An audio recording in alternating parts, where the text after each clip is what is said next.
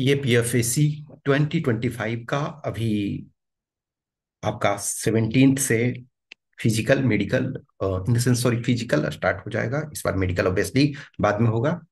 तो फिजिकल आपका स्टार्ट हो जाएगा और वो आपका 22 को अभी जो शेड्यूल है उसके अनुसार फिनिश हो जाएगा। लेकिन फ्यू कैंडिडेट्स हैं जिनके जेन्यून इशू हैं। फॉर एग्जांपल उनके एक इशू तो हैं कि फॉरेस्ट सर्विस का मेंस है, तो मे बी उनको थोड़ा एक दो दिन बाद, 2-3 दिन बाद का मौका दिया जा सकता है। तो जो भी है आपका फिनिश हो जाएगा इस महीने में।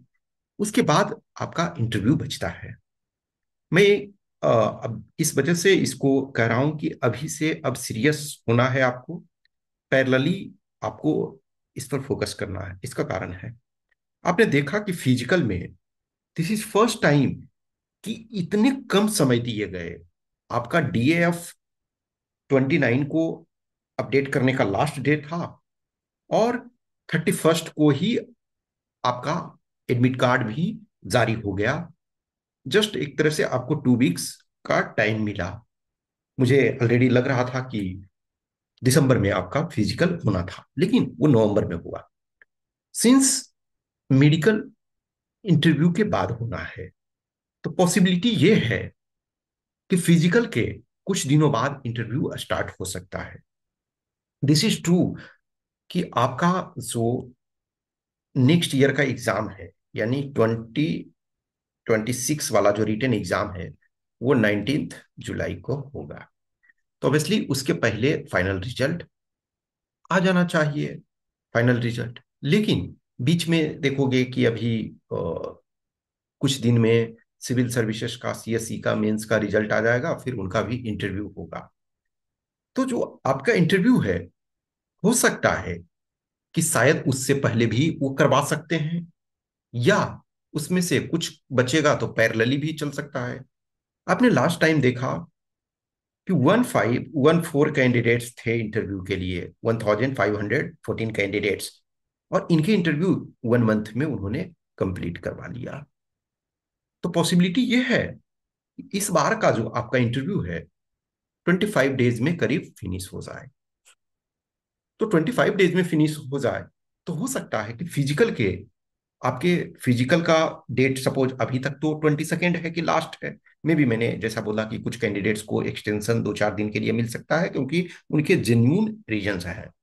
अब सपोज करो कि जैसे ही फिजिकल फिनिश होता है उसके 1 वीक में, 2 वीक्स में डेट आपका निकाल दें और 20 डेज करीब टाइम दें, 25 डेज टाइम दें, या 1 मंथ टाइम दें, और उसके बाद आपका इंटरव्यू स्टार्ट कर सकते हैं। देखो मैं ये कह रहा हूं ऐसा हो सकता है क्योंकि इस बार चीजें अनएक्सपेक्टेड लाइन पे चल रही है।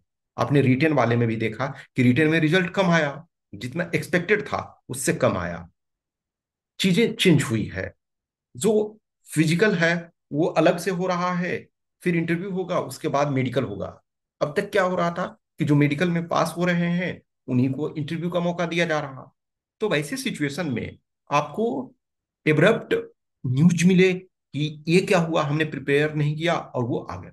देखो जो बच्चे पहले इंटरव्यू दे चुके हैं, जिनको प्रायर एक्सपोजर है, तो उनके लिए शायद 25 डेज, 25 डेज या 1 मंथ में भी उनके लिए कोई दिक्कत ही नहीं है। वो ऑलरेडी प्रिपेयर हैं।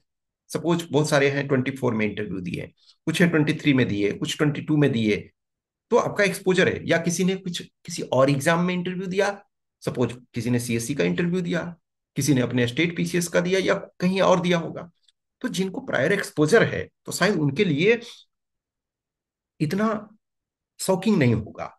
लेकिन फर्स्ट टाइमर के लिए खास करके, जिनको बहुत सारे डायमेंशंस में इंप्रूव करना है, स्पीकिंग स्किल में इंप्रूवमेंट करना है, रिप्लाई कैसे करना है वो उनको इंप्रूव करना है, प्लस कंटेंट उनको करना है।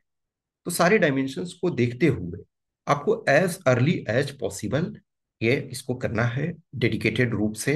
हाँ, डेडिकेटेड जो 100% आप एफिशिएंसी देना स्टार्ट, जो 100% जो फोकस स्टार्ट करोगे वो फिजिकल के बाद करोगे, लेकिन अभी से आप उस पर वर्क करना अब सीरियस रूप से स्टार्ट करो। ऐसा नहीं होगा ना कि आप एक दिन में 2 दिन में तैयार कर लोगे, या अभी फिजिकल में आप लगे हुए हो सीरियस रूप से, लेकिन फिजिकल में आप 10 आवर्स नहीं दे रहे हो ना। मैं समझता हूँ कि फिजिकल में डिपेंडिंग ऑन जिनको जैसा रिक्वायरमेंट है, कोई 1 आवर में ही किन्हीं का काम चल जाएगा, किसी को 3 आवर्स भी देना पड़ सकता है, लेकिन 1 to 3 आवर्स, इससे ज्यादा का जरूरत वैसे नहीं है, क्योंकि आप दिन भर रनिंग नहीं करते रहोगे, उसका कोई मतलब भी नहीं बनता है। दिन भर आप लॉन्ग जंप नहीं करते रहोगे, वो आपके फायदा से ज्यादा नुकसान हो जाएगा, तो आप उतना ही करोगे। किसी को ठीक है 1 आवर में हमारा काम चल जाता है, किसी को 3 आवर्स लगाना, और किसी को एक्सेप्शनल केस में चलो 4 आवर्स आपको लगाना है। लेकिन उसके बाद जो टाइम बचता है उसमें आपको इंटरव्यू पे फोकस करना है और इसको सीरियस रूप से लेना है। एज सुन एज आपका फिजिकल क्लियर होता है, फिर एकदम वॉर फुटिंग लेवल पे आपको स्टार्ट कर देना है कि हम एकदम सीरियस हैं। अभी से थोड़ा थोड़ा कर लो कि आप अपने डीएफ को देखो, जो न्यूज वगैरह हैं उनको देखो, बीच बीच में जो मॉक इंटरव्यूज वगैरह हैं कैंडिडेट्स के जो आपसे पहले सेलेक्ट हो चुके हैं, या कुछ ऐसे बच्चे हैं जो सिलेक्शन नहीं भी हुआ है उनके भी मॉक इंटरव्यू होंगे। एटलीस्ट मैं अपने प्लेटफॉर्म पे उन्हीं कैंडिडेट्स का अपलोड करता हूँ जिनका फाइनल सिलेक्शन हो चुका है। जिनका फाइनल नहीं हुआ है फिर भी मुझे लगता है कि उनका देखा जाना चाहिए, तो वो मैं लिमिटेड जो कैंडिडेट्स डेडिकेटेड ग्रुप में होते हैं उनको मैं प्रोवाइड कराता हूँ कि यस ये बच्चा फाइनली इसका सिलेक्शन इसमें ना हुआ फिर भी आपको देखा जाना चाहिए। हाँ, बहुत सारे बच्चे होते हैं कि इसमें सिलेक्शन नहीं हुआ तो कहीं और होता है, तो अब से थोड़े थोड़े वो उसको देखना स्टार्ट करो। अभी हाल में देखो तो मार्क्स बहुत मिलने लगे हैं, मैं बार बार इस चीज को कहता हूँ कि हाल के दिनों में आपके मार्क्स इंक्रीज हुए हैं। आप अप टू 2020 तक देखो तो 113 हाईएस्ट मार्क्स था, आप 24 का देखो सो मेनी कैंडिडेट्स गोट 120 और प्लस, ठीक है। तो कभी 113 हाईएस्ट हुआ करता था, और इस समय देखो 120 और या उससे प्लस बहुत सारे बच्चे मिले हुए हैं उनको मार्क्स। कुछ बच्चों को आपने देखा कि किसी ईयर 75 भी आया, तो आप देख रहे हो उनका 120 भी आ रहा, 125 भी आ रहा है। तो ये बहुत ज्यादा, अब सोचो किसी बच्चे का 75 आया और सेम बच्चे का 125 आया, 50 मार्क्स का डिफरेंस है। जब लास्ट सिलेक्शन और नॉन सिलेक्शन में 5 मार्क्स 10 मार्क्स जो होता है वो बहुत ड्रास्टिक चेंज करता है। ये वास्तविकता को आपको जानना चाहिए। मैं बार बार इन चीजों को कहता हूं इस वजह से कि आपको कभी ना कभी इस चीज को रियलाइज करना पड़ेगा, कभी ना कभी आपको टाइम देना पड़ेगा, कभी ना कभी आपको फोकस देना पड़ेगा। सो मेनी पीपल हैं वो खुद से कर लेते हैं, उसमें कोई दिक्कत नहीं है। ऐसा नहीं है कि आपको हर हाल में असिस्टेंस लेना है, नहीं। लेकिन यदि हमें लगता है कि हम उस काबिल नहीं है या हमें थोड़ा सा सपोर्ट मिलता तो हम थोड़ा बेटर कर सकते हैं। I know some of my students या जिनसे मैं जुड़ा हुआ हूँ, किसी कैंडिडेट का पहले भी 110 आ गया, फिर भी बोलते सर 110 तो आ गया, अब हमारे लिए चुनौती ये है कि कम से कम उसको तो मेंटेन रखें। कभी कभी ऐसा होता है कि आप पॉसिबिलिटी ये है कि पहले अटेम्प्ट में आपने पहले दिया उसमें 110 आ गया, हो सकता है नेक्स्ट ईयर आप उसी कॉन्फिडेंस में सिर्फ रहोगे विदाउट प्रिपरेशन, तो आपको 95 भी मिल सकता है, 90 भी मिल सकता है। In spite of all preparation all precaution फिर भी आपको कम मार्क्स मिल सकते हैं, लेकिन वो अनफॉर्चुनेट इवेंट होता है, वो लिमिटेड कुछ कैंडिडेट के साथ हो जाता है कि जो कभी कभी कहते हैं ना कि आप राइट ट्रैक पे हो, सब चीज सही कर रहे हो, तभी भी आपके साथ एक्सीडेंट हो सकता है। लेकिन इसका ये मतलब नहीं है कि हम केयरलेस हो जाएंगे, नहीं। हमें अपने लेवल से, अपने पॉइंट ऑफ व्यू से, हम अपने तरीके से फुल फ्लेश्ड आपको देना है। ये मैं इस वजह से कर रहा हूं कि अनएक्सपेक्टेड चीजें आ जाएगी कि मे बी फिजिकल हो गया, फिजिकल फिनिश के बाद 1 वीक में या 2 वीक्स में वो शेड्यूल निकाल दें, हो सकता है कि बाद में हो। इस वजह से मैं इस चीज को नहीं कहता हूं कि वो कब इंटरव्यू कर लेंगे। आपको प्रिपेयर रहना है, प्रिपेयर फॉर द वर्स्ट। हाँ, ये जरूरी है कि आपको मिनिमम 2 वीक्स का तो टाइम देंगे, 2 वीक्स का कम से कम टाइम देंगे। तो आप जब प्रिपेयर रहोगे, थोड़े थोड़े प्रिपरेशन करते रहोगे, आपको बीच बीच में जो भी जैसे फिजिकल फिनिश होता है तो इसका मतलब ये हो जाएगा ना कि yes I am appearing in interview, तो आपको फुल रूप से करना है। जिनको भी लगता है कि हमें थोड़ा प्रॉब्लम है तो एक्स्ट्रा पुश करो, जिनको लगता है कि नहीं मैं कंफर्टेबल हूँ 110 115 हमारा आराम से आ जाएगा, तो आप थोड़ा रिलैक्स रह सकते हो, लेकिन प्रिपरेशन तो फिर भी करना, क्योंकि देर इज नो लिमिट। अभी 130 हाईएस्ट मिला है अभी तक, जो भी मैंने देखा जिन कैंडिडेट्स का। और एज लो एज हमने 45 भी देखा। तो 45 में आपको पता होगा नहीं होगे, आपको लग रहा होगा 80 में भी हम नहीं होंगे, आप 100 में होगे। यदि आप 100 से भी बेस स्टार्ट करते हो, तब भी तो आपके पास ये है। और एक बात मानो, किसी को भी ये नहीं होता है कि हम 130 वाले में हैं। 130 वगैरह जो होता है, सिर्फ मेयर टैलेंट नहीं होता है, some time this is luck also. Luck पूरे मार्क्स नहीं दिला रहा, लेकिन लक 5 मार्क्स दिला रहा, 10 मार्क्स दिला रहा, 5 to 10 मार्क्स हो सकता है। मैंने ऑलरेडी बोला ना कि कुछ बच्चे, मैं खुद मेरे से जो जुड़े हुए हैं थे, मैंने उनको देखा कि किसी बैच में कम मार्क्स आया किसी ईयर में, और फिर किसी ईयर में ड्रास्टिकली आ गया बहुत अच्छा marks.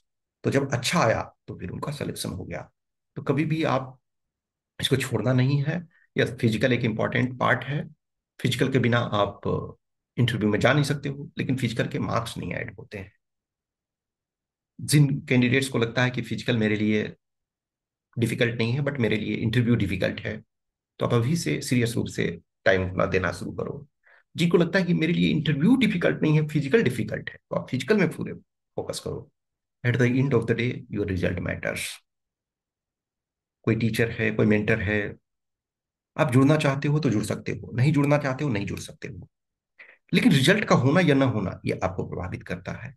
It effects you. Selection होता है तो आपका सिलेक्शन होता है, और सिलेक्शन 50% नहीं होता है। कोई कैंडिडेट ये नहीं कर सकता है, हाँ जी सिलेक्शन आपका हुआ तो 50-50 नहीं। इधर आप 100% सेलेक्टेड हो या नहीं हो। अब 50-50 कब होता है? जबकि आपको रिजर्व लिस्ट में मान के चलो आपका नेम आता है, तब भी वो सिलेक्शन जब होता है, तो वो 50-50 नहीं, या तो होता है या नहीं होता। तो जो फाइनल कंक्लूजन होता है, इधर आप हो या नहीं हो। एक टीचर के लिए डेटा हो सकता है कि यस हमारे 50 कैंडिडेट्स थे, उसमें 30 हो गए, तो हमारा जो हुआ 60% हुआ। लेकिन एक स्टूडेंट इधर 100 में होता है या 0 में होता है। अब अपने को क्या रिकॉग्नाइज करो। रिटन पार्ट में सबको सेम क्वेश्चन दिया गया, फिजिकल में सबको सेम टास्क दिया जाएगा। मेल हो तो 4 इवेंट्स दिए जाएंगे फिजिकल इफिशियंसी टेस्ट में, फीमेल हो तो 3 इवेंट्स दिए जाएंगे।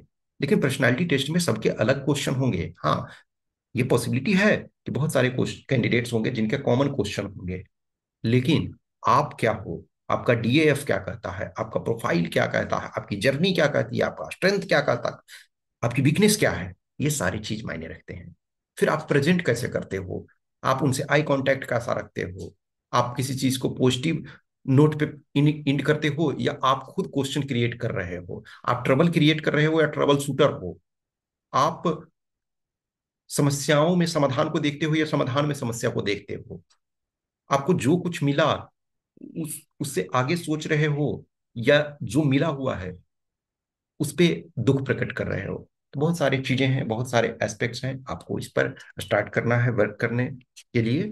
और जैसे ही आपका as soon as physical finish होता है, आपको स्टार्ट कर देना चाहिए मॉक इंटरव्यू और जो भी चीजें हैं। जिनको भी जुड़ना होगा, जिनको भी लगता है थोड़े असिस्टेंस हमें हेल्प कर सकते हैं, तो आप जरूर संपर्क कर सकते हैं, आप जरूर बता सकते हैं। लेकिन सीरियस हो, आप किसी से जुड़ो या ना जुड़ो, इससे कोई फर्क नहीं पड़ता, लेकिन आप अपने को फोकस दो, अपने को टाइम दो। Okay, thank you.